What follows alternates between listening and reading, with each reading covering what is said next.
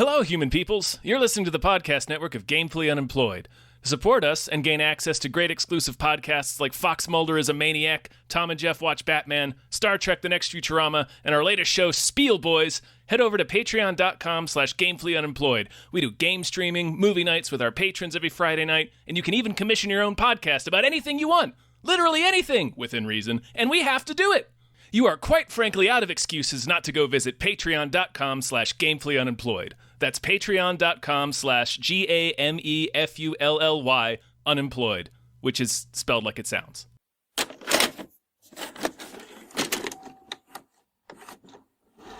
Oh, yeah. Men. Yeah. Hey, everybody. Hello, everyone. My name is David Bell. My name is Tom Ryman. And we just watched Men. Yeah, man. They should have called it Dudes. Dudes. Studs. Dudes being guys. Swinging dongs. Here we go. Ah, yeah. Twirling dongs.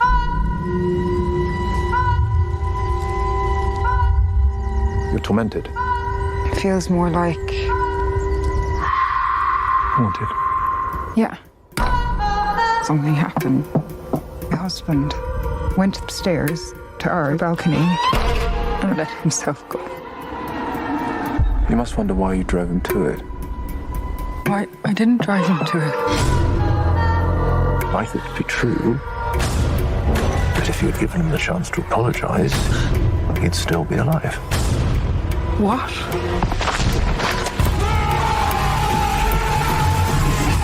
Yeah, and you know, that is not an exaggeration There's about dongs. this movie. Yeah, there's some dong is hung Yes. within the A four dong. walls of A this dong. motion But picture. Yeah, it's a dong. It's a dong. A singular dong. Yeah. This is, oh my goodness. This is Alex Garland's latest film. It's got very mixed reviews, I've noticed. Audiences aren't that into it. Audiences hate it, in point of fact. Yeah. Yeah, it's got like a D+ cinema score. Yeah, critics aren't particularly thrilled about it either. This is the director of Ex Machina and Annihilation. He did The show Devs. He did Devs. Yeah, Devs. I generally enjoy his work. I think Alex Garland, it tends to be, he's pretty good with characters, but he's most known for, like, you know, lofty sci-fi ideas. Very, right? very, lofty, dense, like Annihilation and Devs are kind of dense. Annihilation especially is real dense. Right. And this was labeled, I think when we talked about it at Hypecast, there wasn't much in the ads. Like, they didn't really explain it that much. We got the sense that it's a woman whose husband has died, possibly killed himself, but from the ads, he sure looks surprised about it. And then she goes to a small town where there's, like, the same dude. I think we speculated it would be obviously like sci-fi alien stuff. Obviously spoilers for this. Oh yeah, we're gonna spoil the hell out of it as much as we can. Oh yeah. Well, yeah, that's the thing. I bring up the speculation because I think probably the reason the audiences didn't like this film is probably because it doesn't explain very much. Hardly of anything. What's going on. Yeah, No. There's some. I have some guesses based off the symbolism in the film. Yeah. But it's very weird. Yes, it's very esoteric. Yeah, it's so it not much happens in it. I guess I don't know if that's fair to say. It's the cast is, I believe, 4 people. Yes, right. That's it. That's it. That's well, the 4 people are technically 5. Not even technically. It is 5 people. All right, so it's her, the men, her friend, and her husband, ex-husband, the policewoman. Oh, right. So 5 people. You're right. There's one more. Yeah. And so what we learn is that it's this lady asked for a divorce with her husband, who threatened to kill himself and is ridiculously abusive. Yeah. Emotionally and physically. Yeah, it's there. She makes a point of in the scene. She's telling him he wants a divorce. He's threatening he's going to kill himself, being very manipulative and abusive about it. And then I think she's telling him, right? Yes, she's telling him she wants a divorce. He's freaking out. He says all that, and then he hits her. And she mentions later it's the first time he's actually been physically violent with her. Yeah, But I was going to say she certainly reacts like it's the first time. Yeah. She says, "Get the fuck out." Get the fuck out. Yeah. She immediately draws the line right there, and she's like, "I don't give a fuck what happens to you. You're done. Game over." I felt like it was important to highlight that because one of the themes of the movie seems to be about the various kinds of abuse and violence that are used to trap women. Yeah. Yeah, that is basically the movie is about men trapping women. Yeah. It's about the fact that I think it truly is she's her husband dies. It's okay, but I think it really is as what it's literally about, a woman going to the countryside to get over a horribly bad relationship, and that's what it is. Oh yeah. Everything that happens to her while she's at the house, this country house, is like metaphorically about breaking out of that. Yeah, about breaking out of the what this guy did to her. Yes. Because the other layer of it is she wants a divorce and he's like threatening to kill himself, and it's all framed of look what you're doing to me. Mm-hmm. And that I think is important. Yes. Is that there's this idea that while men can be physically abusive, women are the real mind fucks, right? Yeah. Women, they'll mess with your heads. That's all. That's long been the trope. That's long been the joke. Yeah. Right. I would argue women could be physically abusive and men can be mind fucks.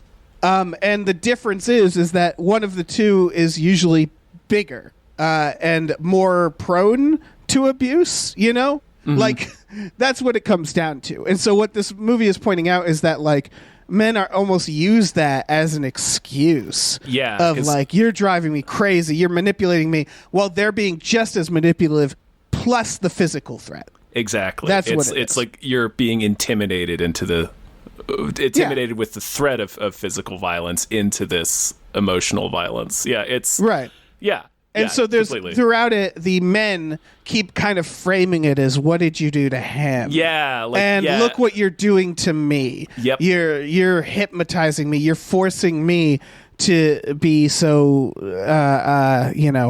incredibly captivated with you. I guess. Yeah, it's like, look what you did to my hand, and it's like, you did that. Yeah. Yeah, there's definitely I stabbed you. You did that. Yeah, there's definitely some layers here that we have to. Yeah. Unpeel. We're kind of all over the place. Well, I think we're talking about the general meaning, right? Because there's two major things going on. There is, what does this movie mean? And I think what it means isn't lost on anyone. No. There's some of the imagery may be a little too dense or confusing because I'm trying to I don't know. Like, I don't quite understand. I'm like still like sorting my thoughts about it. Right. But I think like it's pretty obvious to pick out what it's trying to say, I think. Yeah, and I saw some of the criticism of it being like, it doesn't go beyond that. And I kind of, we haven't said, so we should probably ask this question. Tom, how did you like this film?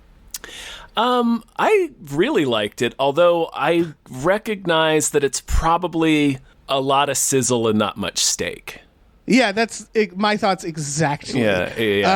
It's probably, to a lesser extent, something like It Comes at Night, where people went in expecting one thing and then they got something entirely different. I think it delivers on the horror side. Yes. I think what the problem is that it doesn't explicitly say what's going on. And I think that bothers people because I think what's the beauty of movies like this, which it's, I guess what do we call it? Elevated horror? Is that the premise, the definition, where it's Get Out, It Comes at Night, I just mentioned. There's a huge variety of this type now that's come out, which is that it clearly means something that is beyond what's literally happening in the movie. Yeah, a lot of layers of narrative and visual symbolism and stuff that, yeah. And what I think someone who doesn't like this film can argue, and I don't blame them for thinking this, is that it forgets to do the real life explanation. Yeah. Where it's like all symbolic. And like the problem with that is when you go and you look at those other movies, that's the beauty of it, is they find this like horror scenario that's very much real, and then you realize, oh, it also means this, you know? Yeah, and this is almost all like symbolism and not much like so here's what's actually happening, you know? And I think where I'm coming from with the sizzle and not much steak is, to me, and I'm still like parsing through my thoughts about the film. I don't feel like, I mean, it's very, very artfully done, and it's the imagery and symbolism that he's chosen are interesting and compelling in a real visceral way in a lot of them.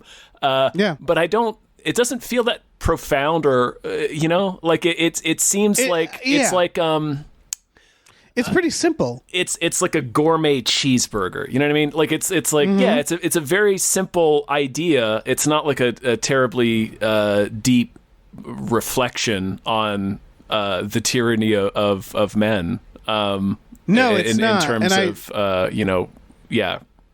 don't think it's supposed to be. Yeah. But I feel like the movie, the way it's told and the way like it's like, this is really close to Annihilation in terms of just how dense it is. When you're like, well, this obviously means something. I'm going to sit here and think about what the hell this is. It seems like it's not like it's trying to trick you into thinking that it's deeper, but like it makes you do a lot of work to arrive at something that's like I keep thinking about it. And I'm like, is that really it though? Is there no more to it? I guess I don't not. know. I'll have to watch it a few more times. But like, I guess it's funny that we're framing this way because we both like the film. Yeah. It's more of like, I understand, like when the movie ended, I was like, ooh, people aren't gonna like people that. are going to be not happy with this. Yeah, because in terms of a horror film, it is anticlimactic and somewhat unsatisfying. It certainly gives you gory moments and scare moments. Yeah, but in terms of the story itself, plenty of WTF moments for sure. Yeah, I would argue that the main character, she probably, watching it a few more times, there'll probably be moments where I'm like, well, why did you do that? You know, there's a lot of like, oh, you should really be getting out of here a lot earlier. And I think that's what some of the criticism is going to reflect, which is that it definitely feels like the movie is trying to give off a message, and it almost feels like the actions that happen in it are taking a back seat to the message that's trying to be said. Yeah. And I think for a lot of people, the message is pretty evident. Yeah. And so like, I've been irritated with movies that's done that in the past. Yes. So I get it. I get it. Yeah, 100%. Especially if it's not interesting. Like if it's a very obvious theme and it's making me do a lot of work that's not very interesting, and then the story, like the actual narrative, like the story itself is not satisfying. Yeah, then I'm gonna be like, fuck this movie. That was my issue with The Lobster, which I know a lot of people like, where it felt like it was all like, oh, you get this message, you see what I'm saying, and it's like, yeah I saw what you were saying 15 minutes into the movie, and now I'm bored. But like, I guess the key thing you said there was, as long as if it's not interesting. And I guess that's what did it for me, is I found this movie extremely interesting. Yeah. And it does sort of take you on directions of thinking that you maybe wouldn't have initially thought of as being an aspect of this theme of how men trap women in relationships. Right. Because there's a whole lot about, at least what I think I'm interpreting it correctly, about control over childbirth and like taking childbirth away from women. Mm-hmm. There's a lot of imagery along those lines. Yeah, it asks the hard questions like, what if men were Russian nesting dolls? Of the same dude in different costumes, but the same dude. But yeah, there's a lot of like the movie opens with the shot of nature reclaiming a building, and in the foreground is a dandelion blowing its seed pods into the wind, and that's a big recurring image, is that dandelion and its seed pods, and this idea of like reclamation. But then like the dandelion is an invasive species that reproduces asexually, and there's like a creepy ass fertility like plinth in the church that's very much not like not Christian iconography. It's like clearly pagan. That was so we're getting into like what literally happened. Right? Yeah. The dandelion, the moment they showed that, I was like, oh, well, that's a very big clue. Yeah, that has to be. It's before the movie even begins. It's like, oh, first shot. Yeah, I've seen the trailer. Yeah. First image. Which is, do you think it's an alien? I think it's some kind of entity. I don't think it could be that nature spirit, or at least what was interpreted to be that nature spirit, because like you'll notice the face on the plinth on the front side, the male face, which is the side that's facing the parishioners, and then the fertility goddess is in the back, hidden from the parishioners. I think that's probably intentional too, and not just because if you saw this image of a spread-legged woman in church, you'd be like, that's probably not a church thing. That's a little weird. Yeah, the movie does heavily imply that it's some sort of god or spirit. Yeah, I don't know why, but I still feel like for a while. Yeah, I still feel like it has alien origins. It might, because I think that's what he's trying to tell us, which is that this is something that's been here for a while, that has been clearly like embedded itself in the culture here, but there's a very brief moment of just showing us space where she like, and it just felt like, okay, I think you're doing, and the creature kind of is alien like in what it's doing. And like nobody seems to notice that all the men in this town kind of look like the same dude. But if you notice in that shot where there's that very conspicuous shot of space towards the end of the movie, the galaxy looks like a vagina. Oh yeah. It's like there's a lot of vaginas in this movie. A lot of repeated vagina. It's imagery. a vagina rich movie for sure. It won't be the last vagina you see. That's in true. The movie. Yeah, it's very true. Yeah, it's my goodness. We haven't really even gotten into the plot here. Yeah, so we haven't even really said what happened to her husband. We're like all over the place with this movie. Well, there's a lot of questions I have. This movie, like I just came home. I saw this movie the night before. You just saw this. I just saw it. So I came home and I just sat for about a half hour when I got home and just thought about this movie. I was like, all right. Yeah, I haven't had that time yet. So I'm thinking, I'm like, you're going to hear me process the movie basically. I'm still processing it, so I'm sure my foot will be within my mouth several times. I mean, in terms of like, there might be some obvious things that we'll miss that the second time around we'll be like, oh, that's what it was about. Yeah, of course. So the woman goes to this town. So yeah, what happens with the husband, which is revealed, I think, around the first act, but it's in pieces. Is that he hit her, she kicked him out. And then apparently he went up to the top or the floor above them and tried to shimmy down to their balcony. And that's why he looks surprised when he's falling. Yes. There's this, it's sort of ambiguous. Like, did he slip or did he let go? I think it doesn't matter, but I'm pretty sure he just slipped.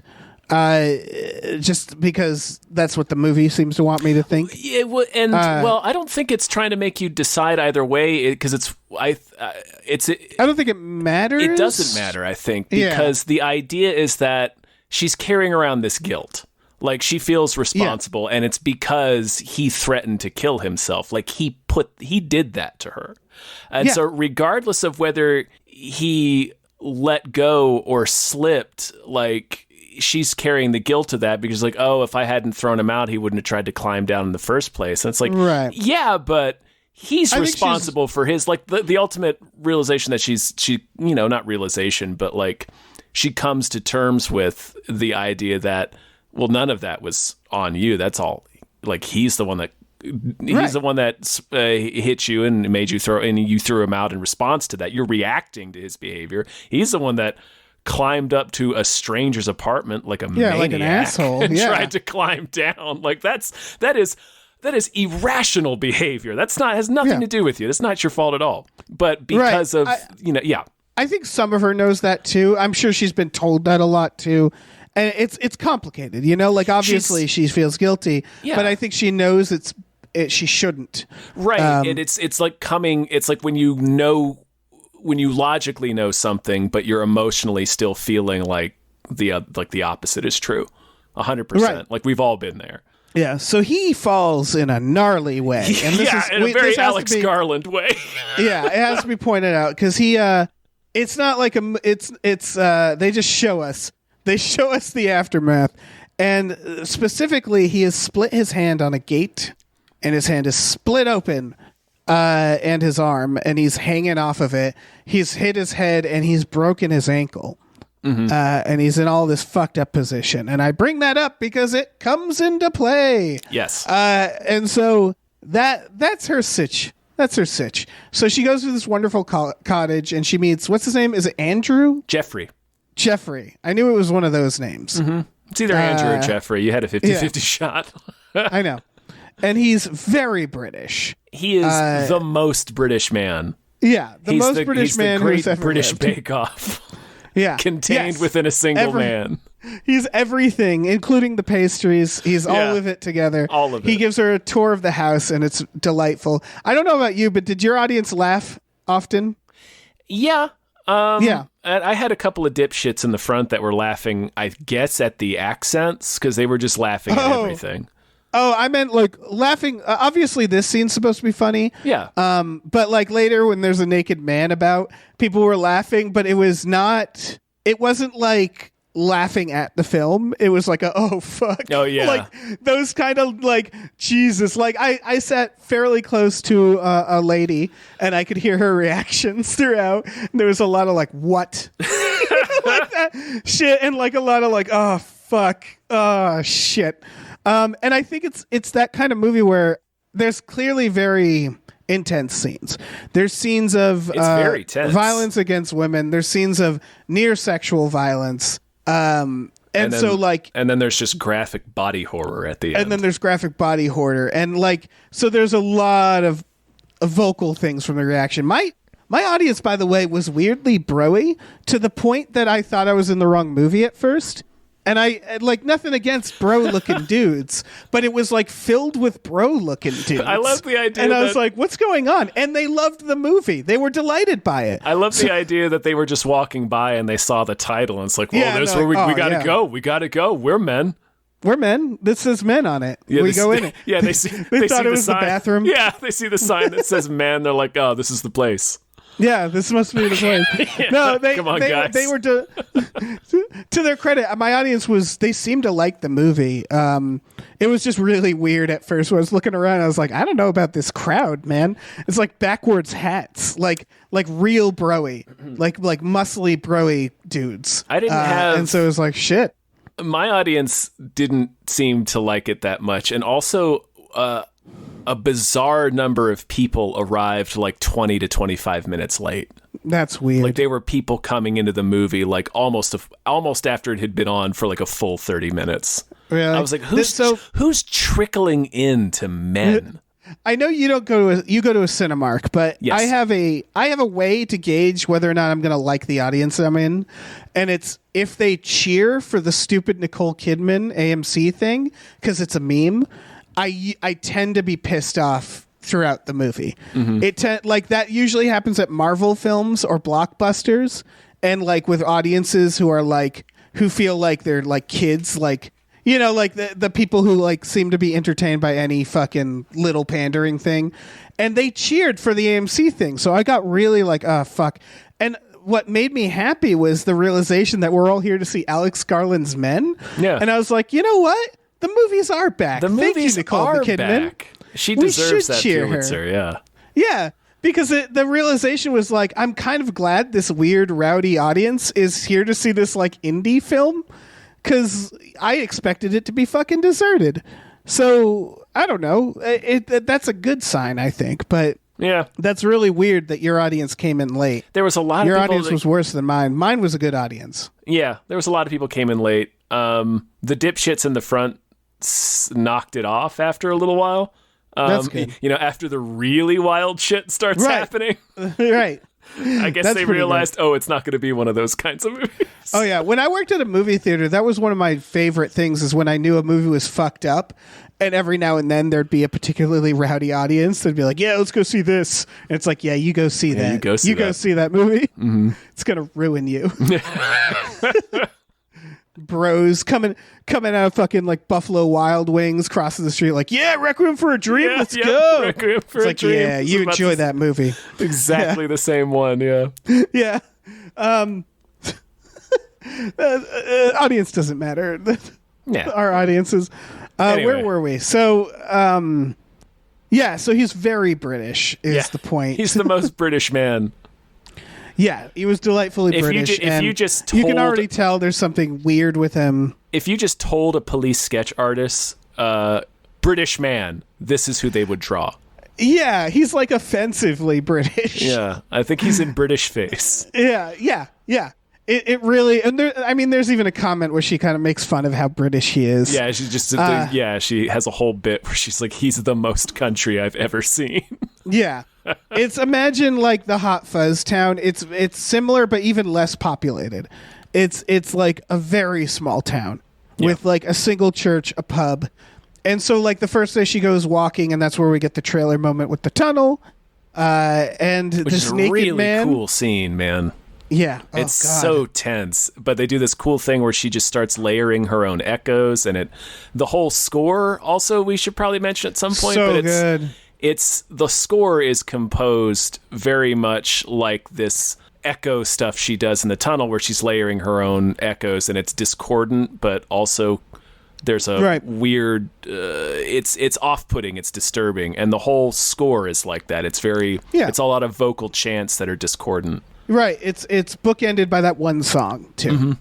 Mm-hmm. That's in the trailer. Mm-hmm. And so, yeah, the tunnel scene, very intense. They do this good little thing where she has to go down like an embankment, like go down to get on this path.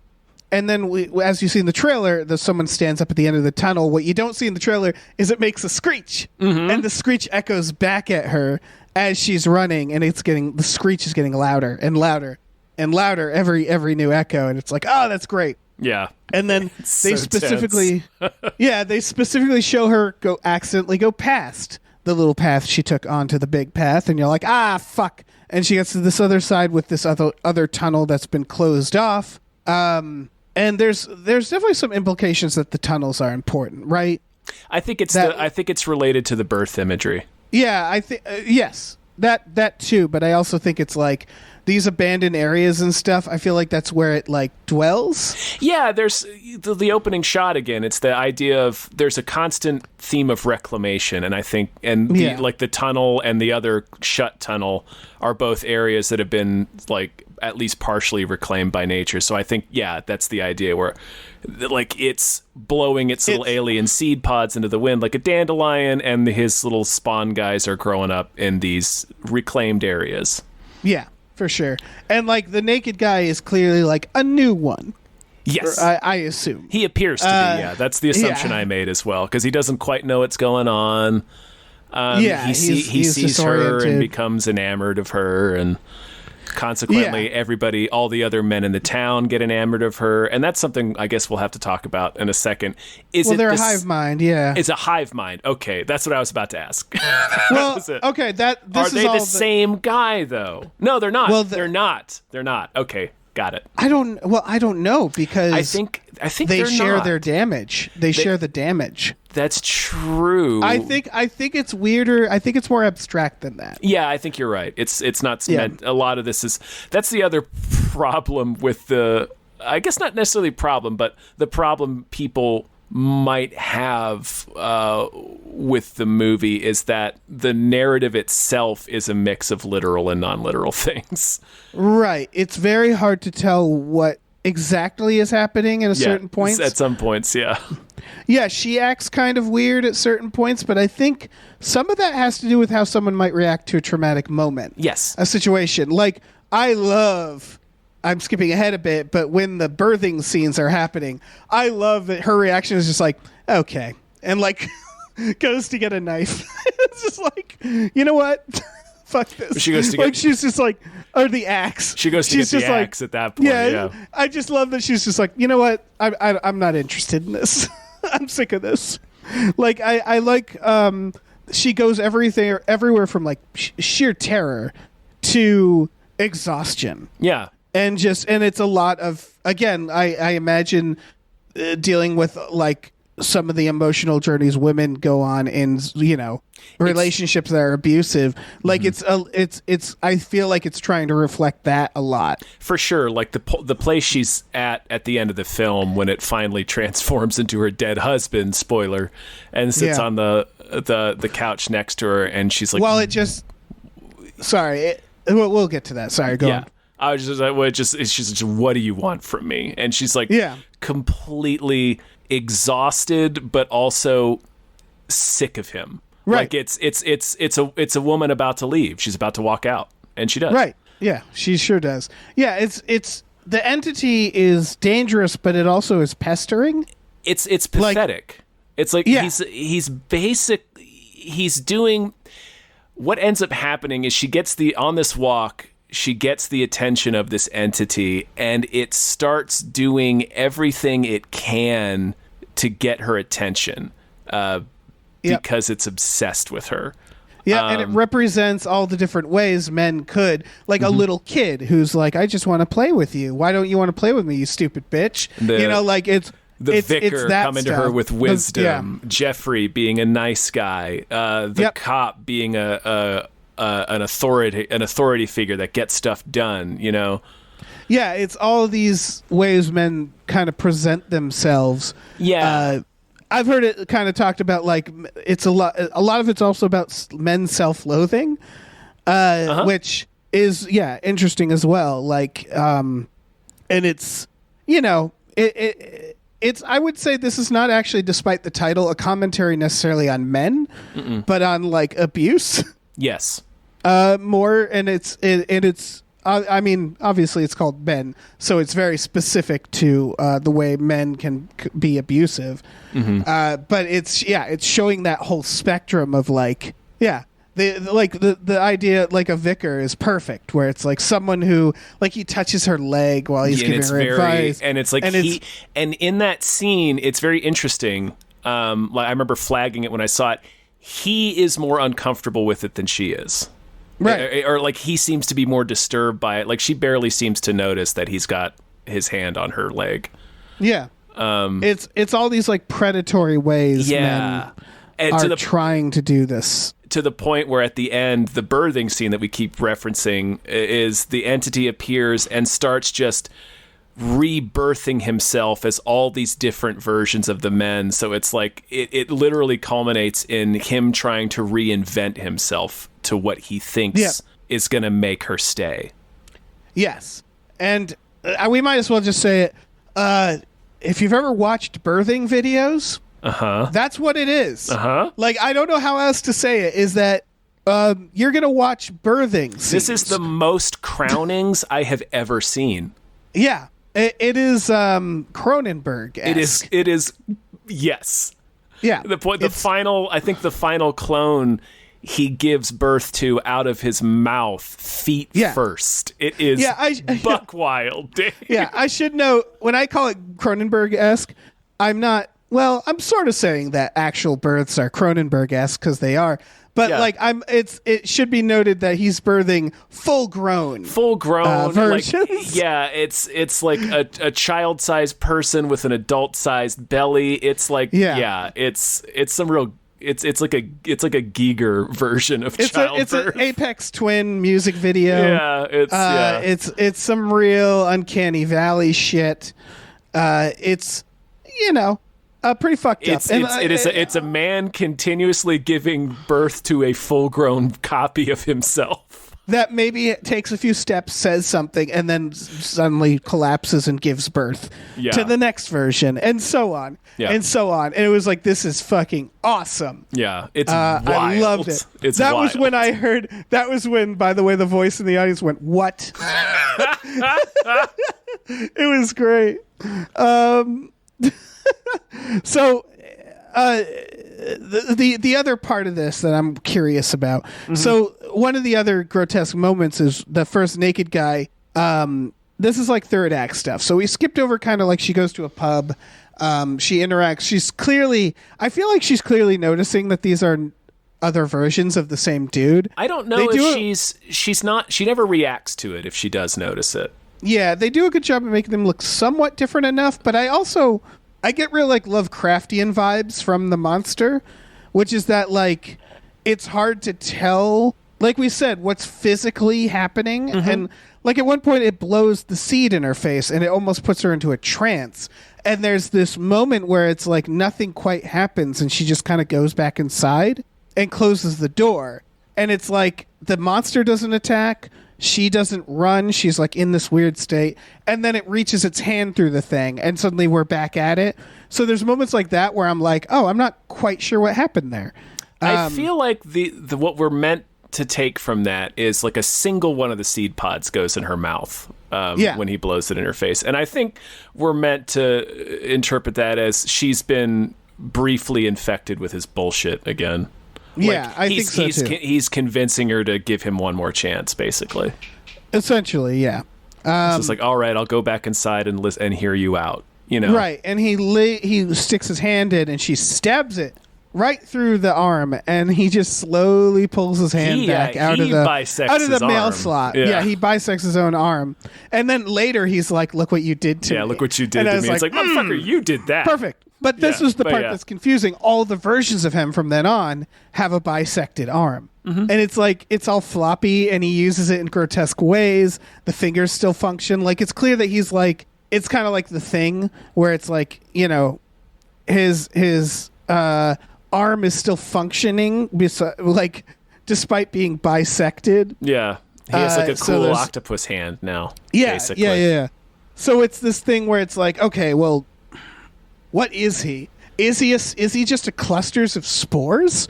Like, is because also the other thing that happens is, and you see this in the trailer, is versions of him will vanish almost in the blink of an eye. Yes. And so it's like, okay, well, what's going on there? Not sure. Yeah. It's not all in her head. They confirm that at the end. So it's a question of like, what is this thing?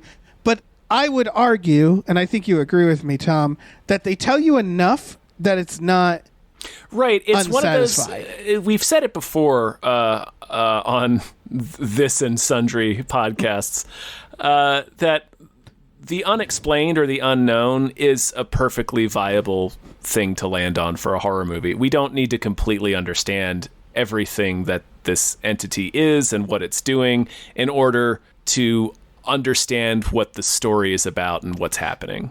Yeah, I would argue that a lot of horror movies, good and bad, will get themselves bogged down in that. Exactly. Because a lot of movies, like, it becomes this weird cop out, and like it's almost this thing where like we feel like is a sign of a good horror movie is when they yada yada as efficiently as possible sometimes. I think of like Evil Dead, which is a game I've been playing, where it's like you look at what the demons are, it's like, yeah, it's like an ancient book. That's all. You read from it, and it's like, well, I love Evil Dead, but did you even need that? You know, like ultimately it adds to the movie in a positive way, but you know what I'm saying, where it's like sometimes horror movies, it's like, I don't know if I need it explained in detail. The book just answers why here, why now. That's it. Yeah, exactly. And so, like in the case of this, it feels like they explain enough where it's like, okay, like you said, this overgrown, abandoned areas are clearly being slowly, like this small town is basically slowly getting infiltrated. By these spore-like things, these entities that are taking it over, and I believe want to continue to spread their seed.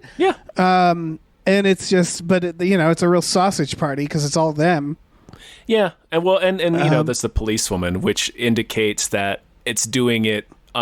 People aren't aware that it's happening. It's just like you mentioned. It's clear that it's been such a part. It's like inserted itself into the culture of this village for however many hundreds of years at this point that people just don't notice it anymore. Yeah, and it makes as much sense as it needs to.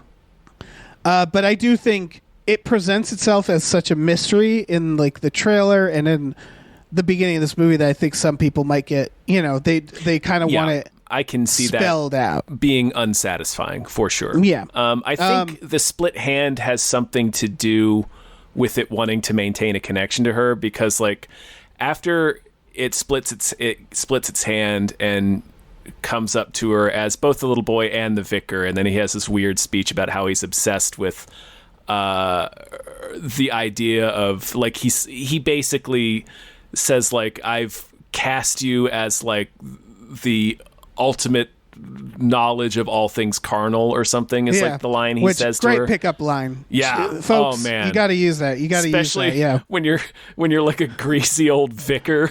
Yeah. With like long hair. Yeah. You look like you're playing acoustic guitar. Yeah. Yeah, playing acoustic guitar at a fucking, I don't know. Just the worst concert. I don't know. Picture the worst concert or party. Yeah, and that's where this guy's at. Yeah. Yeah, and so yeah, he wants. Right. So like she stabs him there and then runs out, and then he appears in the road as she's driving away as Jeffrey, and she hits Jeffrey with the car and is, upset because she still likes Jeffrey. So I think that's one reason why the entity goes to Jeffrey at this point. It's like, well, she still likes him. So right, but anyway, he's a nice guy. That's the moment. That was the weakest moment to me where I was like, I would keep on driving. Yeah. I mean, Jeffrey is clearly one of them, but it's not clear how much of that is I guess dramatic irony. You know what I mean? Like it's not clear how much of until this moment. Yeah, Jeffrey has been good. Yeah, he's been good. Yeah, he's you trust him beyond the fact that he looks exactly like all the other men in the film. He is presenting as an ally. Yeah, exactly. Yeah. But he gets when she hits him with the car, he gets his ankles and his head fucked up in the same way that her dead husband did. So and then he is perpetuating those injuries as well as he continues to rebirth himself. So I think he's maintaining the hand injury as a way to maintain a connection with her. That's the thing. The final question, which is at the end, you realize, oh, he has the same injuries as her husband. Mm-hmm. And what's interesting is that he does the hand to himself, but it's all circumstantial too. Like it's all a coincidence, rather. It's like him getting hit by the car is something she also has. So it's like it just so happens that he ends up having the same injuries, which I find interesting. But there's also implications that it can read her mind. Yeah. And that it can. And so like that's part of it is like. Well, because he says again, to her, I have the same injuries as your, and he births himself as her husband, and he wouldn't have any idea what he looked like unless he could read her mind. Yeah. It's part of why it's like a Lovecraftian entity. He like controls her phone at times. Yeah, he'll bleep himself in there like a little freaky little monster face. Yeah. So again, he's clearly like a physical entity, but not. Mm-hmm. But also not. And that's. I actually really think that's cool. I think more horror movies should play with that idea. Mm-hmm. I just mentioned Evil Dead. I would say that's actually a version that does that. Yeah, where it's like it's a physical thing. That too, yeah. Yeah. Where it's hard because it means that you don't know the rules as well, and so it's depending on the type of horror, it's good to establish rules. This, I would say, this isn't a traditional horror. They can't make 10 of these. No. It's not. It doesn't need to.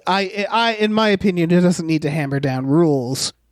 No, you get the feeling that it can affect her mind, and like, but it has to physically get to her. That's definitely a component. Yeah.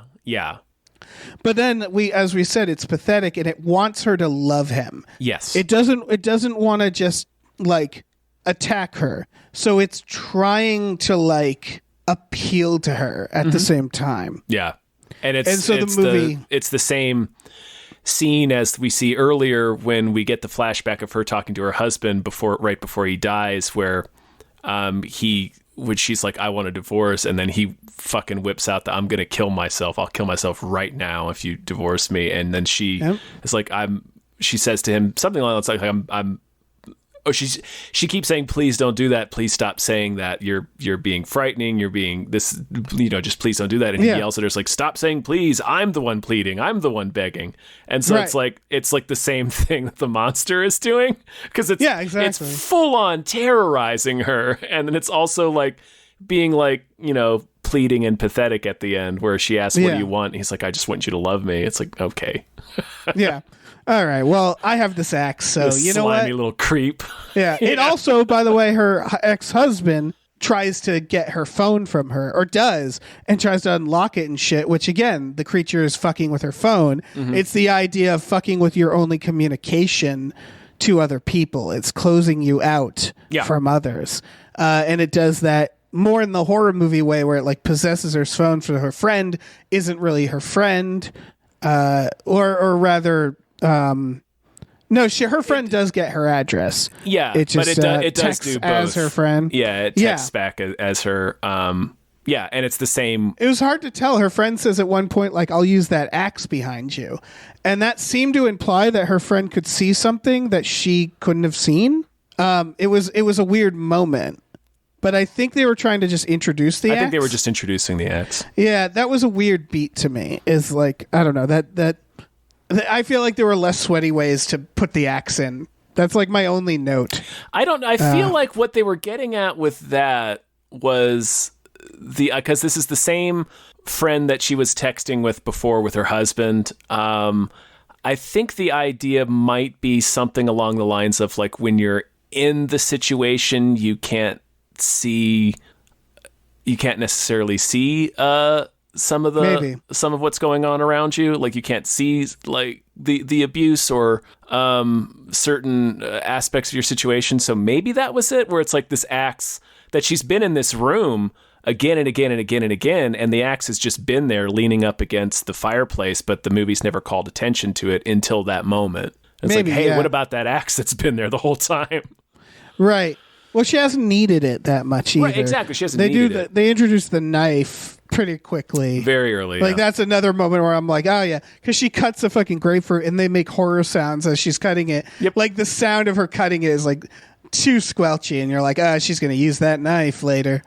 And so basically that's how the movie ends, is he transforms, sits down as the ex-husband and says, I want you to love me, and she laughs. We cut to the title, and then there's a quick after title of her friend showing up, and she's outside still covered in blood, and she smiles. She smiles, specifically smiling at a little green leaf. Yeah.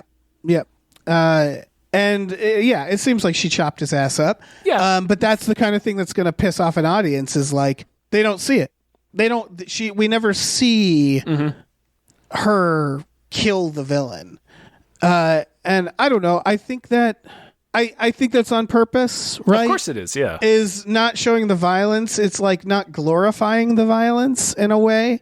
And it's sort of like, this is the more important moment. Right. Since the whole point of the film, I think, is catharsis, there isn't that part of it. Right. Like, she's not going to literally like kill the specter of her husband or whatever, because he's already dead.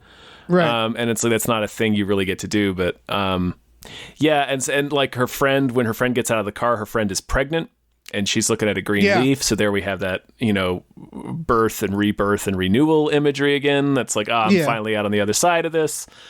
I'm pretty sure that's what that means. It's definitely means something, because when her friend gets out and is pregnant, it's a, it's a reveal. Yeah. There's definitely, symbolism of, like you said, birth, obviously. Mm-hmm. Just like seeds spreading. There's a part where one of the dandelion seeds goes into a dead deer. Mm-hmm. And so I feel like it's sort of about the idea of, kind of the idea of men wanting to spread their seed and what they're putting their seed in not mattering as much in a way, or not being treated as well. I feel like there's a little bit of that in there. Yeah, I think the chaotic idea, the idea that dandelions are invasive species that just sort of cast at all the wind. And then when it goes into the eye socket of that dead deer and it zooms back out of the deer's skull, and it's covered in maggots. So it's like it's like the seed planted maggots in it. I don't know, man. There's a lot going on. There's a lot going on there. A lot of it's like, it's very like music video-esque, where it's the main idea is there, but a lot of the other imagery, it's like, I'm not entirely sure what you're saying here. Yeah, it's a lot of it feels like the main theme is very identifiably almost immediately. You're like, oh, okay, I got it. You get it from the trailer almost. Yeah. And then there's a lot of like imagery and themes, to me anyway, that are related but not like necessarily I'm trying to think of the word. They're related, but not like directly related to the primary idea, I guess. I'm not sure. Right. Yeah. There's. It's tough. It's tough. Like so again, we're gonna have to watch this a few more times. Fucking thing. That's like, I don't know. The title men. And the how these men are acting and the villain, it's like, that's very clear. Yeah. Again, like you said, in the trailer. When I first saw the trailer, or no, it wasn't the first time I saw it, but I saw it in a theater with a group of people a while ago. Several were women, and when the title went up, men, multiple women that I was seeing it with, but also just random women in the audience, just all went, yep. Like they all just went, yeah, that makes sense. Yeah, we fitting got title. Yeah. Yep, man. Yeah. Don't need to see that. I get it. I got it. Yeah. And so I think that is part of the criticism, where it's just like, it's not the main thing. It's like, yeah, no shit. Yeah, Again, it seems like a lot of very, very fancy, embellished storytelling for not a super complicated idea. Yes. But there, like you said, there's a lot of other ideas sprinkled throughout that you're like, I bet that means something, or like, what exactly is that trying to say? That's very interesting. And then the story itself, while vague, I found perfectly reasonable. Yeah, I can get why other people won't, but like, I understood enough. And it's creepy. You know, and that was the final part. Is the actual imagery is fucking lovely. The idea of it's just the straightforward narrative of it is a classic creep 'em up. You know, woman alone in a country house runs afoul of some demon or some supernatural entity that's obsessed with her, and all sorts of creepy creeps happen. Yeah, and it's fucking weird and creepy, and it's grotesque. More than I thought it was going to be. Yeah. It got a little louder than I expected. Yeah, it really did. And a lot of trigger warnings across the board, and not just for women, for just people in general who might not particularly enjoy certain imagery. But it's got a whole lot. It's Alex Garland, man. Like Annihilation, similar. But this one is really like, my goodness. Yeah. You outdid yourself here, sir. It went all out. Yeah. So yeah, I guess that's my take on it, is like, I enjoyed it. I'm not surprised that people might not enjoy it, and I don't think people are wrong for not enjoying it. Oh no, I mean, you can't call somebody. I mean, there are some. I was about to say, you can't call people wrong for disliking something, but there are sometimes you can be like, no, you're just wrong because you're not liking that. Yeah, there's sometimes where I'm like, what the fuck are you talking about? That was a great movie. Or vice versa, where it's like, why does everybody love this? It's a shitty movie. But like, this is one that's definitely like, I see how subjective this movie is in terms of the criticism. So, you know, it's a fucked up ride. It's one that's like, it reminds me of something like Enemy. Where it's not trying to it is telling a fairly straightforward story, but it's telling it in a way that you're like, I'm not sure if this is symbolism or if this is really happening, you know? Yeah. Like, and then there's moments where I'm like, I'm still not sure. The shot of her screaming in the tub that's in the trailer, I'm like, I don't know what that was. Yeah, there's also a couple of shots of where it shows scenes we've already witnessed playing out slightly Yes. differently. Yeah, I saw that too, where she's just escaping, and they're showing versions where she's like I think that doing slightly different things. I think that's related to, she has a bit in the scene with the vicar where he's like, do you find yourself going through, or he doesn't Right. ask, he just says that it's a statement. He's like, you find yourself going through what happened and thinking, if I'd only done this, if I'd only said this, if it had only played out this way. And there's part of the shame of being in an abusive relationship comes from you like replaying past incidents in your head where you're like, I could have done that differently, you know, like you're hard on yourself for making the decisions that you did. So that's how I interpreted that, but I'm not entirely sure that's correct. Well, I also think so. I think it's important, and I've been trying to write something similar to this idea, which is that, like we kind of talked about, is you don't have to tell people everything that's happening with this entity, as long as you kind of know, like you being the writer. And I get the impression that he knows the rules. Yeah. And he's just not telling us, which is honestly how it would happen in real life, where you encounter something that's so fucking different than humans that it seems like magic at times, and it doesn't make a whole lot of sense. So I also interpret it as that way of like, are we seeing like time change? Are we seeing like I think you're right. Is that what it kind of symbolizes? But the literal version of what's happening, I was kind of imagining it's like almost like it's tripping her up, you know? Mm-hmm. Again, in Evil Dead, there's a lot of that where Ash is one place and then he's suddenly sitting somewhere else or doing something else, or reality sort of shifts around him. And that's the shit I like, where it's like, oh yeah, the missing time idea. Yeah, it's like it's fucking with her brain in this very interesting way, and that's how I interpreted it. But you're right; is what it means is probably what you're saying, because they talk about that specifically. They do, yeah. That's the only reason it had me thinking about it. Yeah. Interesting film. Yeah. Show it to kids. Yeah, show it to children. 100%. Yes, please get everyone in the neighborhood. Get all the Only kids the on the kids. cul-de-sac. Yeah. Have a little movie night out under the stars, projected on a bed sheet in your backyard. Give all the kids pizza and Kool-Aid, and show them Men. Yep. Show them Men. I have no other thoughts. It'll cure them of nightmares. Yeah, it will, because all of their nightmares up until that moment will seem like like fucking distant fantasies compared to the reality of men, watching men it'll seem in like your backyard. a breezy ride on the Cartoon Express. Yep. They won't even know what to fear after this. Exactly. They will fear nothing. Yeah, they will fear nothing exactly. after they finish Men, because I have seen all of the horrors Right. cyclopean imagination can conjure. Yep. God, I love it when shit like that. I love that there was a trailer for I had the trailer for Crimes of the Future, and it's like, so this is my hope. This is my dream, is that we're coming off of Marvel, and audiences are like, you know what? Cronenberg. Like, we're going to go the complete other direction. We're gonna be so anti-Marvel that we're all gonna watch the bleakest, most fucking surreal shit imaginable. I want that. You know? Yeah, they're gonna the landscape of the box office is gonna shift so dramatically that the next Ant-Man sequel is gonna feature a sequence where an Ant-Man painfully transforms into an ant. God, I hope so. Yeah, I want this birthing sequence to be the next Happy Meal toys. You know?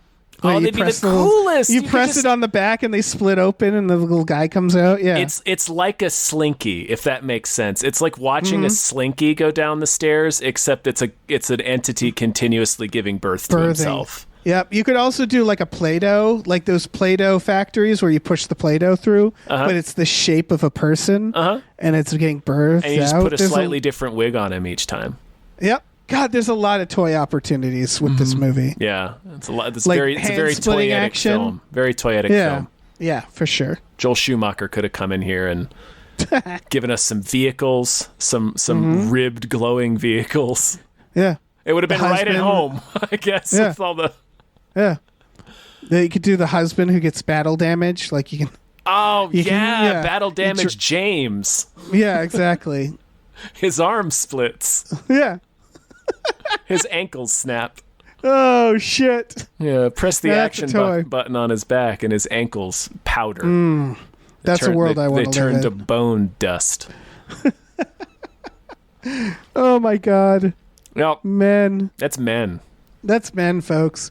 We done? We all set here? Yeah, we're all finished. All right. Hey, thanks for listening, everybody. Yeah. I want to tell you quick about our Patreon. If you go to patreon.com/gamefullyunemployed, you get $5 a month. You get access to a bunch of podcasts exclusively on there, like Tom and Jeff Watch Batman, Fox Mulder's a Maniac, Star Trek The Next Futurama, and Spiel Boys. For a little more money, we watch movies every Friday night with our patrons. We just watched the Star Wars prequels. So, Boy, did we. And so, yeah, there's a lot to love there. So check it out.